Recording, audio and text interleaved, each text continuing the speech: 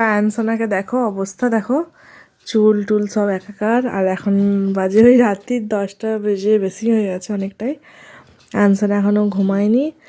আর দুপুরে আজকে একটু অল্প একটু ঘুমিয়েছিল, এই জন্যই হয়তো ঘুমায়নি, খেলা করছে আর কি, ঘুমানোর কোনো মুড নেই।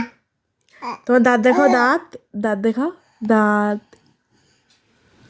দাঁত কই? ওই তোমার দাঁত। এটা কার হাত?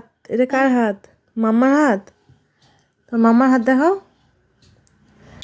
এই যে তোমাদের একদম ক্যামেরার সামনে নিয়ে গিয়ে দেখাচ্ছে।